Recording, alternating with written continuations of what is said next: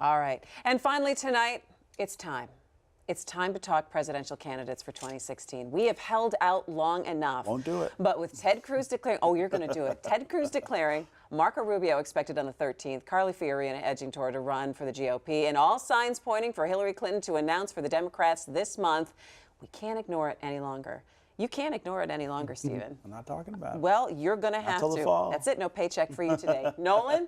Well, I mean, it's interesting that so many of these folks are showing up in Michigan early. I mean, Michigan's a state that's been fairly predictably Democratic in the general election, but it's still an important state in the primaries. And it's an early state in terms of voting, and it's got a lot of delegates to offer. And so you see this week Scott Walker coming in to talk to the Oakland County Republicans. Carly Fiorina is coming in to talk to the state chamber. Chris Christie has been in. And I think you're going to see a steady stream of these folks all summer long and into the fall. And we always do. Think back to 2008. We had a presidential debate, a Republican presidential debate here very early in that cycle. Well, that's where Rick Perry took a nosedive. I mean, that was where he couldn't remember the fourth or the fifth department. Yeah, and I mean, are we really looking forward? There's going to be 17, 18 candidates in here very quickly. Are we really looking forward to those mass debates again? No, we're not looking forward to the mass debates. But what is there about declaring so early your intentions to run that gives? I mean,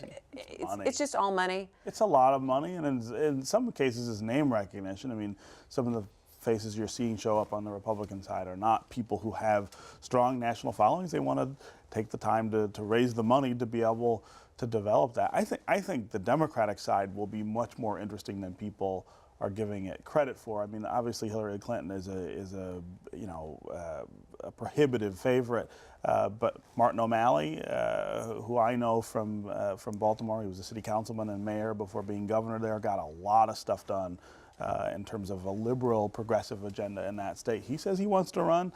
I think he will be taken somewhat seriously. Elizabeth Warren still could toss her hat in and she said recently and shore up that hard left part of the party. There are going to be things that Hillary Clinton is going to have to answer for and sort of step up to a challenge from before that's a done deal. And I think as soon as you start hearing Democrats say, gosh, we would like a broader field, as you're hearing now, I think the field's going to broaden. That's going to encourage someone perhaps we haven't even heard from yet. I mean, she's got some serious problems with these emails, and they're not going away. It's indefensible to wipe your server of emails that are being subpoenaed. You don't want them read. That are being subpoenaed by Congress. That's more problematic than she's letting on.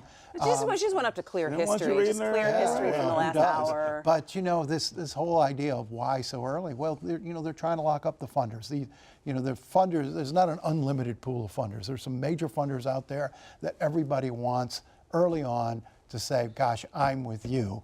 And so nobody can afford anymore to wait, say, till September and say, oh, by the way, I'm in. And does it really make a difference where you do it or make the announcement or how you make the announcement at all? No, I mean, there's some sort of, I guess, pageantry to that. But I don't think anyone will remember how people announce by next spring when we're looking at the primaries.